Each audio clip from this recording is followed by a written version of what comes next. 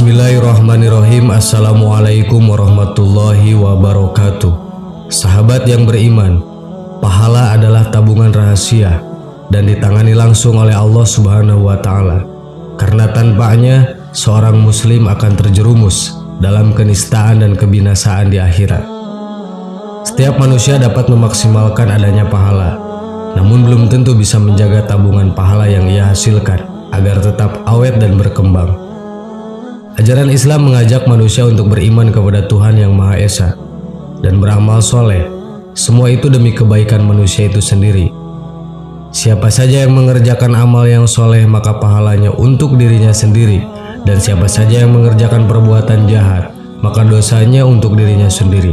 Dan tidakkah Tuhanmu berbuat zalim kepada hamba? Quran Surat Fussilat ayat 46.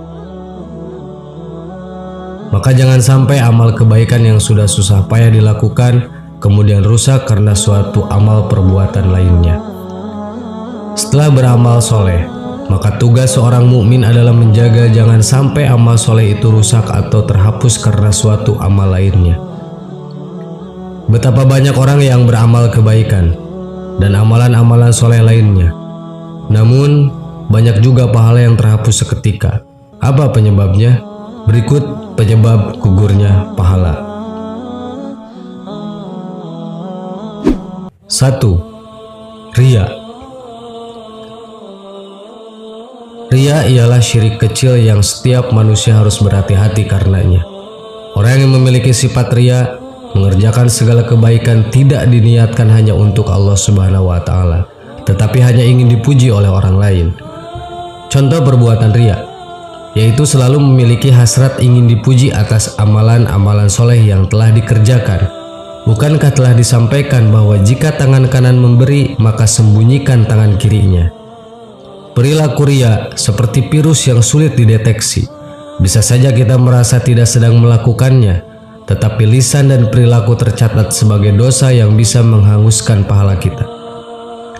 Maka sebaiknya kita lebih berhati-hati dan sembunyikanlah segala amalan dari orang lain, sebab kebahagiaan yang sesungguhnya ialah di akhirat kelak, bukan karena pujian dari orang lain. Imam Muslim meriwayatkan dalam sebuah hadis qudsi, Allah Subhanahu wa Ta'ala berfirman, "Aku paling kaya, tidak butuh tandingan dan sekutu.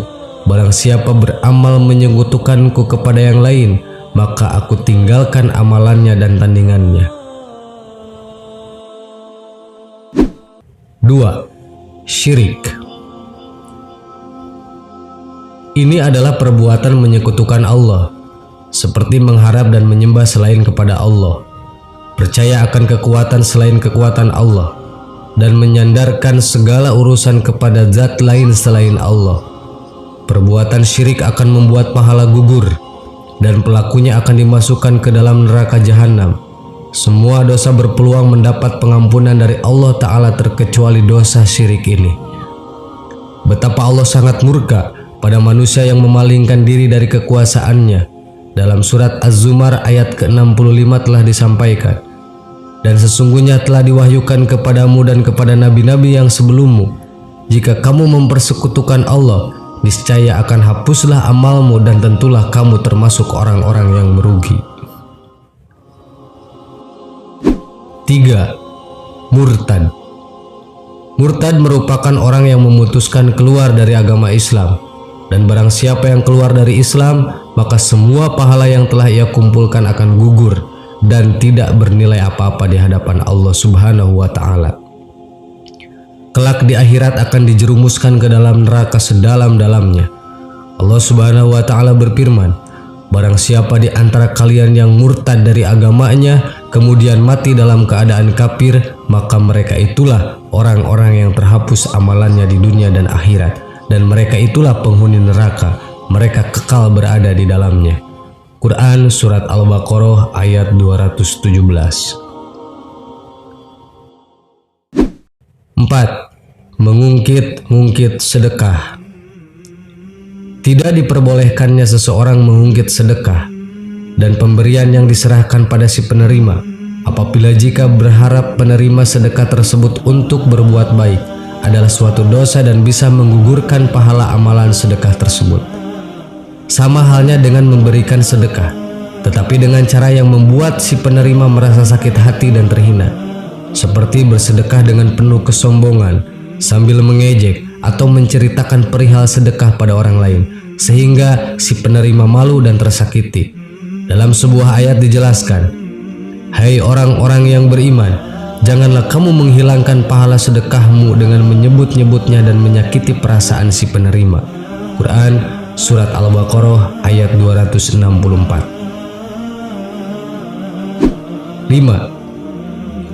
Bersumpah atas nama Allah. Bersumpah atas nama Allah merupakan salah satu bentuk ucapan tanpa ilmu, karena ampunan Allah merupakan perkara gaib, sehingga tidak bisa seseorang mengatasnamakan Allah dalam menyatakan hal tersebut. Meskipun dari segi lahir seseorang banyak dosa dan maksiat, namun tidak boleh ditunjukkan secara langsung bahwa ia tidak diampuni oleh Allah Subhanahu wa Ta'ala, karena hal ini akan merusak dan menghapus amalan sang pengklaim tersebut. Karena bisa saja orang tersebut akan bertaubat dan Allah benar-benar mengampuninya. Dalam hadis Jundub radhiyallahu an bahwasannya Rasulullah Shallallahu alaihi wasallam mengisahkan ada seseorang berkata, "Demi Allah, Allah pasti tidak akan mengampuni si fulan." Maka Allah Ta'ala berfirman, "Siapakah yang bersumpah atas namaku bahwa aku tidak akan mengampuni si fulan? Sesungguhnya aku telah mengampuni si fulan dan aku menggugurkan amalmu." Hadis riwayat Muslim. 6. Durhaka terhadap orang tua. Orang tua adalah orang yang mesti kita hormati. Namun jika kita durhaka kepada mereka, maka gugurlah pahala amalan yang telah dikerjakan.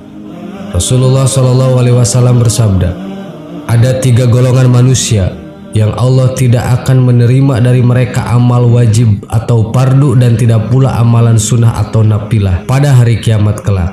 Seseorang itu dialah orang yang durhaka kepada orang tuanya, seseorang yang menyebut-nyebut sedekah pemberiannya, dan seseorang yang mendustakan takdirnya." Sahabat yang beriman, itulah 6 penyebab gugurnya pahala. Semoga Allah Subhanahu wa Ta'ala senantiasa menggugah hati kita untuk mewaspadai segala hal yang akan menggugurkan amalan kita atau mengurangi keberkahannya. Amin. Wallahu a'lam. Wassalamualaikum warahmatullahi wabarakatuh.